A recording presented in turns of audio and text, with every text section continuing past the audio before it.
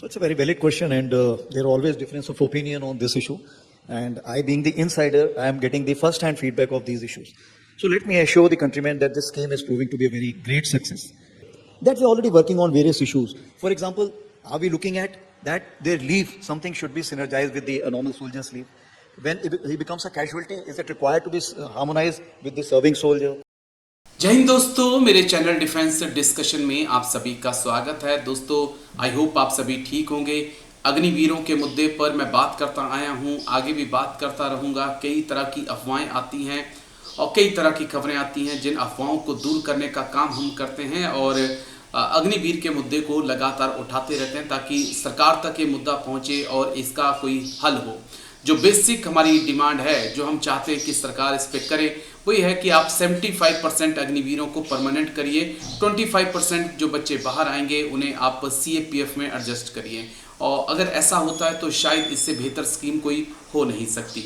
इसके अलावा जिसको डिफेंस डिस्कशन जिस मुद्दे को लगातार उठा रहा है, वो मुद्दा जो है वो अग्निवीरों की छुट्टी से और सैलरी से जुड़ा हुआ है। हम चाहते हैं कि अग्निवीरों की जो छुट्टी है उसे 30 की बजाय 50 दिन या फिर 60 दिन किया जाए। 30 दिन एनुअल लीव, 20 दिन कैजुअल लीव, इतना तो बनता है। साथ ही में जो सैलरी 21 से 22 हज़ार दी जा रही है उसका आंकड़ा 40 तक पहुंचाया जाए। लेकिन हम उम्मीद करते हैं कि 8th पे कमीशन में वो आंकड़ा 40-50 तक पहुंच जाएगा। इसके अलावा एक और बड़ा अहम मुद्दा है जिसपे अग्निवीरों को लेकर हम बात करते हैं और आगे भी इस मुद्दे को उठाएंगे। वो मुद्दा है शहीद अग्निवीर के परिवारों का। अगर एक परमानेंट जवान शहीद हो जाता है तो उसके परिवारों को जो मिलने वाला वेलफेयर है वो अलग है, और एक अग्निवीर अगर शहीद हो जाता है तो उसके परिवारों को मिलने वाला वेलफेयर अलग है। और ये उस वक्त हमने देखा हाल ही में जब एक इंसिडेंट में हमारे 2 जवान शहीद होते हैं, उसमें एक अग्निवीर होता है और एक परमानेंट जवान होता है, लेकिन दोनों के परिवारों को जो है मिलने वाला जो वेलफेयर होता है वो अलग अलग होता है। तो ये कुछ पॉइंट हैं जिनको लेकर हम डिफेंस डिस्कशन जो है लगातार आगे बढ़ रहा है।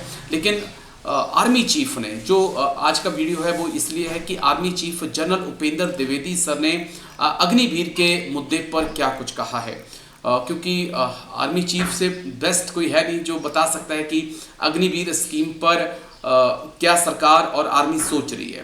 तो सर ने, मुझे तो नहीं लेकिन नवभारत टाइम्स को एक इंटरव्यू दिया है।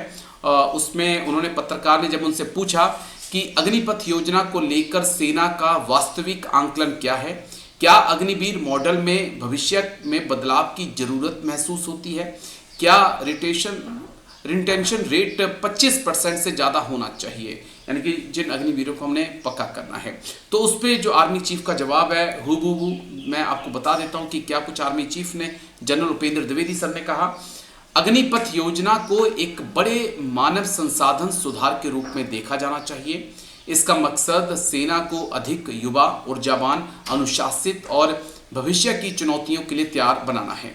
जहां तक सेना के वास्तविक आंकलन की बात है, ये एक लगातार विकसित होने वाली प्रक्रिया है। पहले बैच का पूरा कार्यकाल अभी पूरा नहीं हुआ है, इसलिए अभी किसी अंतिम निष्कर्ष पर पहुंचना जल्दबाजी होगी।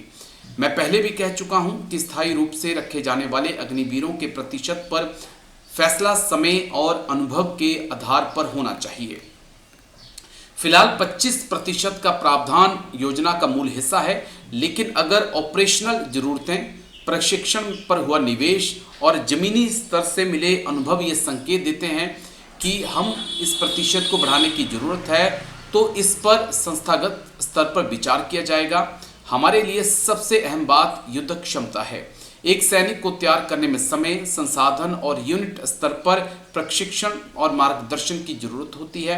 अगर कोई अग्निवीर 4 साल की सेवा के दौरान उत्कृष्ट प्रदर्शन करता है, ऑपरेशनल जिम्मेदारियों को अच्छी तरह समझ लेता है और अपनी यूनिट की कार्य संस्कृति और मूल्यों को आत्मसात कर लेता है, तो उसे बनाए रखने से सेना को लाभ होता है। खासकर टेक्निकल जो यूनिट्स हैं, एयर डिफेंस है, ड्रोन्स हैं, एंटी ड्रोन सिस्टम हैं, सिग्नल है, निगरानी और इलेक्ट्रॉनिक युद्ध जैसे क्षेत्रों में प्रशिक्षित और अनुभवी कर्मियों की निरंतर उपलब्धता और भी ज़्यादा अहम हो जाती है। और ये भी जरूरी है कि जो अग्निवीर सेवा के बाद बाहर जाएं, उन्हें समाज और राष्ट्र निर्माण की मुख्यधारा में सम्मानजनक अवसर मिले। जरूरत पड़ने पर जरूरी सुधार किए जा सकते हैं। तो ये आर्मी चीफ ने कहा, लेकिन यहीं से सवाल खड़ा हो जाता है सर कि अगर थर्ड बैच के बाद जो है आर्मी को लगता है कि हमें अब 75% अग्निवीरों को परमानेंट करना है, तो उन बच्चों का क्या होगा सर, जिन बच्चों को आप जो 2 साल से बाहर चले गए होंगे? ये एक बहुत बड़ा सवाल है। तीसरा, ऑलरेडी एक रिपोर्ट आई जिसमें कहा गया कि भारतीय सेना की संख्या जो है वो लगातार सैनिकों की संख्या कम हो रही है और अग्निवीर उसका एक बड़ा अहम कारण है। उसका क्या जवाब हमारे पास है? और जो सबसे अहम पॉइंट कि अगर एक यूनिट में 10 अग्निवीर आए हैं और 10 में से 8 अग्निवीर जो हैं वो अपने ड्यूटीज़ को, अपनी रिस्पॉन्सिबिलिटीज़ को, अपने फिजिकल फिटनेस के टास्क को बहुत अच्छे तरीके से पास कर रहे हैं, लेकिन क्या उन 8 के 8 अग्निवीरों को रखा जाएगा या उनमें से सिर्फ 4 को ही रखा जाएगा और 6 को बाहर का रास्ता दिखा दिया जाएगा? कुछ ऐसे सवाल हैं जिनका जवाब शायद अभी तक नहीं मिला है और आई होप कि फर्स्ट बैच आउट हो उससे पहले कुछ ऐसे सवाल हैं जिनका जवाब देश को चाहिए होगा।